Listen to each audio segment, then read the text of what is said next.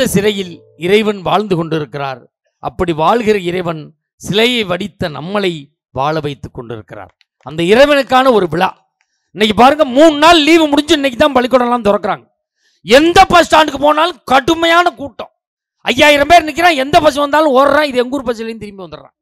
நான் இடம் பிடிக்க போறேன். ஒரு 1.5 வயசு பையன் சீட்டில் படுத்து கிடந்தான். ஐயோ யார் பெத்த பிள்ளைன்னு வாரி சொல்லி தூக்குறான். அவன் சொல்றான், நான் இடம் பிடிக்க படுத்து கிடக்கிறேன், நீ போய்யா பின்னாடி அப்படின்ட்டான். அந்த நேரம் ஒருத்தன் எப்படி திரும்ப இடம் பிடிச்சான்? 2 எலுமிச்சம்பழத்தையும் தாயத்தையும் சீட்டில் வச்சுட்டு இறங்கி போயிட்டாயா. எவனுமே கிட்ட போய் உட்கார மாட்டேங்கிறான்.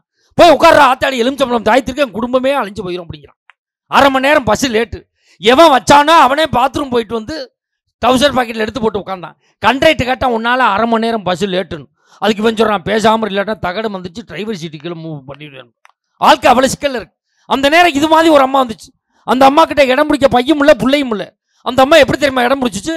டப்புன்னு கொண்டே கலட்டி சீட்டில் வச்சுட்டு அது பாட்டில் போயிடுச்சியா. அது வழியே முடியாதவன் சீட்டு சும்மா இருக்கணும். உட்காந்தா கொண்டா குறுக்கால ஏற்றிருச்சு. இவன் ஐயோ ஐயோன்னு ஓடுறான். அவன் பின்னாடியே அந்த அம்மா ஓடுது. என் கொண்டையை கொடு, என் கொண்டையை கொடு, என் கொண்டையை கொடு. கடைசியில் கொண்டையை தான் கொடுத்தான். கொண்டை ஊசியை கொடுக்க மாட்டேன்ட்டான். ஏன்ட்டான்னு கேட்டால், ஊசி போட போனால் டாக்டர் இதை காட்டினா தான் கரெக்டாக போடுவார், கொண்டையை நீ வச்சுக்க, ஊசியை நான் வச்சுக்கிறோம்னு. கடைசியில் அந்த அக்கா சங்ககிரி வரைக்கும் கொண்டையை கையில் பிடிச்சிக்கிட்டே வந்துச்சு. வாழ்க்கையில் அவ்வளோ சிக்கல் இருக்கு. ஏற்கனவே ஆரம்பிக்கல சொன்னேன், இது நல்ல ஊர், நல்ல மக்கள். அதனால தான் ஆண்கள் பெண்கள் கலந்து உட்கார வச்சிருக்காங்க. எங்கள் ஊரில் பட்டிமன்றம் வைக்கிறோம்னு சொல்லி எங்கள் அப்பா தான் 10,000 ரூபா அட்வான்ஸ் கொடுத்தார். காலையில் அட்வான்ஸ் கொடுத்தாரு, சாயந்தரம் அட்வான்ஸ் திரும்பி வாங்கிட்டார். யாப்பான்னு கேட்டேன். ஊருக்குள்ள ஆம்பளையாலே எங்களுக்கு வேணாம்டா, வெறும் லேடிஸாக வச்சு பட்டிமன்றம் வைக்கிறோம்னு சொல்லி நடுவர் லேடிஸு, பேச்சாளர் லேடிஸு, வாசிக்கிறது லேடிஸு, இது வாசிக்கிறது லேடிஸு, மைக் செட்டு லேடிஸு, எல்லாம் லேடிஸாக புக் பண்ணிட்டாங்க. மானாமதுரை பக்கத்தில் போய் பழைய ரிப்பேரான செட்டை புக் பண்ணியிருக்காங்க. அந்த அம்மாவும் நம்மளுக்கு பட்டிமன்றம் வந்துருச்சுன்னு எல்லாத்தையும் தொடச்சி எடுத்துக்கிட்டு கிளம்பி வந்திருக்கு. பரமக்குடி வரையில் வரும் சொன்ன ஒரு பேச்சாளர் வரல. அந்த ஊரில் லேடிஸாக கூட்டிகிட்டு போனால் தான் காசு தருவாங்க. இந்த நடுவர் புருஷன் சும்மாவே கூடவே பை தூக்கிட்டு இருந்திருக்கேன். அவனுக்கு மீசையெல்லாம் சேவிங் பண்ணி இடுமுடியெல்லாம் வச்சு சேலை கட்டி லேடிஸ் மாதிரியே சோடிச்சு கொண்டாந்து உட்கார வச்சுட்டாங்க. இவனும் இப்படி உரசி பேசிக்கிட்டே இருந்திருக்கான். பட்டிமன்றம் முடிச்சு எல்லாருக்கும் சம்பளம் கொடுத்துட்டு இந்த நடுவருக்கு கொடுத்த 25,000 ரூபாய் சம்பளத்தை, எவ்வளோப்பா, 25,000 ரூபாய் சம்பளத்தை அந்த அம்மா எண்ணி பார்த்துருக்கு. இடையில ஒரு கள்ள நோட்டை ஒன்று சொருகி விட்டாங்க. கேட்டிருக்கு, ஏன் சார் பட்டிமன்றம் நல்லா தானே சார் பண்ணோம், இப்படி கள்ள நோட்டை நீங்கள் இடையில சொருகினீங்களே, இது நியாயமானு கேட்டிருக்கு. அதுக்கு ஊர் தர்மகர்த்தா சொல்லியிருக்காரு, உன்ட்ட என்னம்மா சொன்னோம், வெறும் லேடிஸாக கூட்டியார சொன்னோம்ல, இடையில ஒரு ஆம்பளைக்கு பொம்பளை வேஷம் போட்டு நீ சொருகுனியே, இது நியாயமானு கேட்டிருக்காரு. எப்படி சார் கண்டுபிடிச்சின்னு கேட்டு எல்லாருக்கும் சம்பளம் கொடுத்தான். இந்த லேடிஸ் பூரா வாங்கி பணத்தை எண்ணி மடித்து பேக்கில் வச்சாங்க, மணி பர்ஸில் வச்சாங்க. இவனுக்கு சம்பளம் கொடுக்கல மட்டும் பணத்தை எண்ணி சுருட்டி பாவாடையை தூக்கி டவுசருக்குள்ள காசை வச்சான், பிடிச்சி விட்டோம் அப்படின்னு இருக்காங்க. ஒரு ஆம்பளை பொம்பளை வேஷம் போடுறான்னா எதுக்கு? இந்த கட்டணம் 2 பொண்டாட்டிக்கும் ஒரு பொண்டாட்டிக்கு 2 பிள்ளைக்காக தானே ஆம்பளை பொம்பளை வேஷம் போடுறான்ல. இன்னைக்கு பட்டிமன்றத்துக்கு கிளம்புறேன், என் பொண்டாட்டி சொல்றா, இது 4வது மாதம், ஏப்ரல் மாதம், ரெட்டப்படையில் வருது, விளங்காதுங்கிறான். ஏன்டின்னு கேட்குறேன். 4 4 8, 8ஆம் நம்பரே ஆகாது அப்படிங்கிறான். பொதுவாக பாருங்க, எல்லாருமே ஒரு வீடு வாங்க போனால் கூட 8ஆம் நம்பர் பிளாட் வேணாம், 8ஆம் நம்பர் வீடு வேணாம், காருக்கு 8ஆம் நம்பர் நம்பரு வேணாம். 8னால எல்லாருமே பதறாங்க. ஆனால் உலகத்தில் 8க்கு எவ்வளோ பெரிய சிறப்பு இருக்குது தெரியுமா? எண்களிலே மிகச்சிறந்தது 8 தான். 1 எழுதி பாருங்க, மேலே தொடங்கி கீழே முடியும். 2 எழுதி பாருங்க, மேலே தொடங்கி கீழே முடியும்.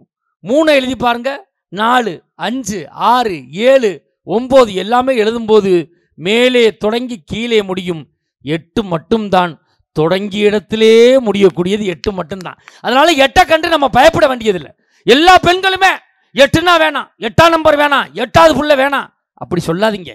இன்னைக்கு உலகத்தையே ஆண்ட மிகப்பெரிய இசை ஜாம்பவனாக, திரைப்பட பாடலாசிரியராக வந்த கண்ணதாசன் அவர்கள் 8வதாக பிறந்தவர்.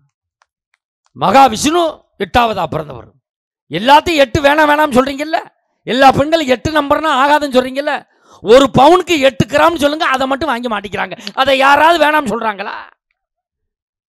அப்ப அவ்வளவு தூரம் மனுஷன் ஆம்பளை உழைக்க வேண்டிய உழைப்பு இருக்கு. உழைப்பு இல்லாம ஒன்றும் பண்ண முடியாது.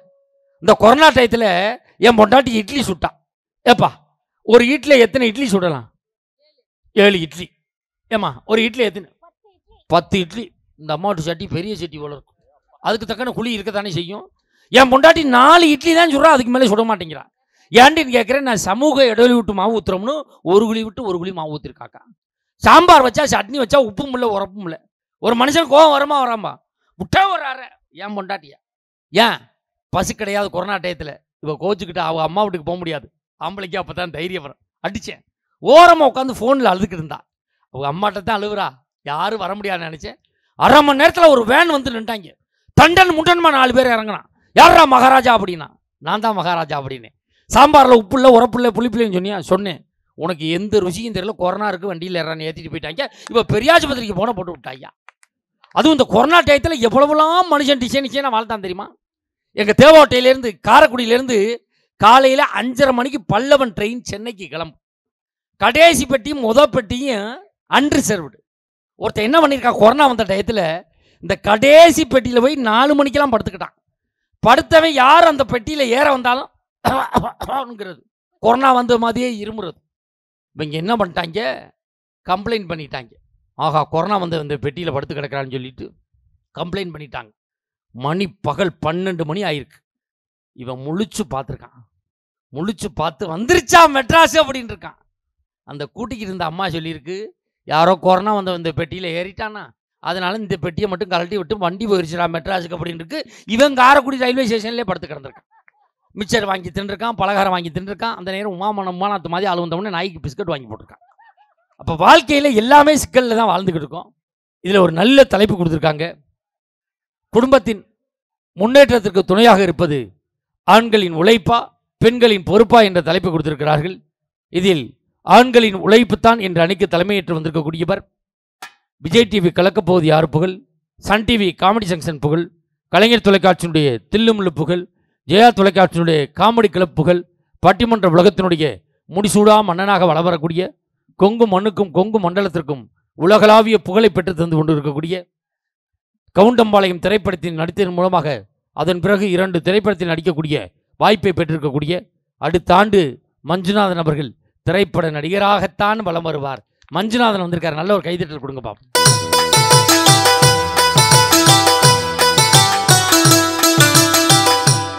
மடியிலே மல்லிகைப்பூ மணக்குதே மானே, எடுக்கவா தொடுக்கவா உனக்கு தானே. உண்மையிலே மஞ்சுநாதன் திரைப்பட நடிகரா 3 படத்தில் நடிச்சுக்கிட்டு இருக்காரு. அதனால அவருக்கு நல்ல ஒரு கைதட்டல் கொடுங்க பார்ப்போம். மஞ்சுநாதன் இந்த 3 படமும் ஓடக்கூடாதுன்னு கைதட்டல் கொடுங்க.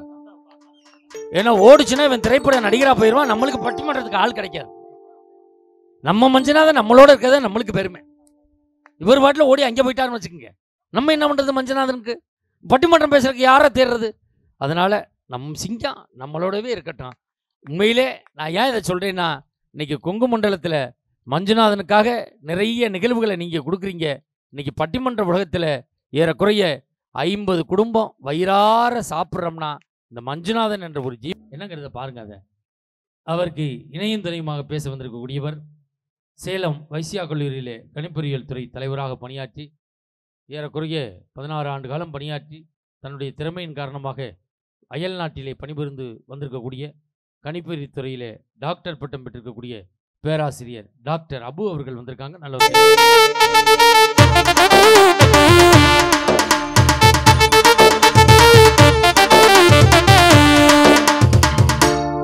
தங்கம்டா, உன்னை நாங்க எங்கேயும் விட முடியாது. நினைச்ச மாதிரி வாழ்க்கை மாட்டேற. கரெக்டா? இல்லை இல்லை, பெண்களின் பொறுப்பு தான் என்று அன்னைக்கு தலைமையேற்று வந்திருக்கக்கூடியவள் இந்த அம்மாவை ஐபிஎல்ல இந்த 4-6 அடிச்சா சென்னைக்கு. ஆனால் உண்மையிலே எங்களுக்கு பொன்னாட தான் போத்தலாங்கன்னு நினச்சேன். இங்கே பாருங்க, பூமாலையா பொழிகிறாங்களே, இது மாதிரி ஒரு அமைப்பு யாருக்குமே அமையாது. இளமாலையா பொழிக்குது. ஆஹா, இது இப்படி காற்று அடிக்கிறதுக்கும் இப்படி நீங்கள் வாங்கி கொடுத்த சிக்கன், நாட்டுக்கோழி சிக்கனுக்கும் விட்டால் நல்லா தூங்குவாங்க. அந்த அன்னைக்கு தலைமையேற்று வந்திருக்கக்கூடியவர் ஐபிஎல்ல அந்த அம்மாவை சென்னை சூப்பர் கிங்ஸ் அணி சார்பாக இந்த 4-6 அடித்தா இந்த ஒரு நடனம் ஆடுவாங்கள்ல, அதுக்கு கூப்பிட்டாங்க. அப்புறம் ஏற்கனவே அது ரொம்ப கண்டிஷன் ஃபெயிலியராக இருக்குது அப்படின்னு சொல்லிட்டு இங்கே வந்துட்டாங்க. மேடம் சென்னை ராணி குமார் அவர்கள் வந்திருக்காங்க. நல்ல ஒரு கைது.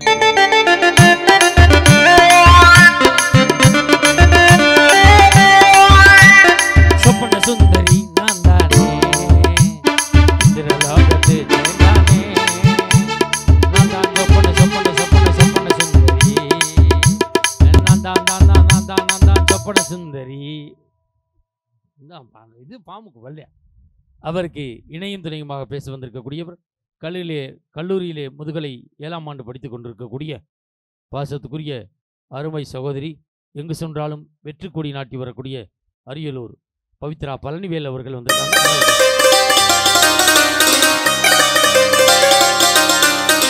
அடியாத்தாடி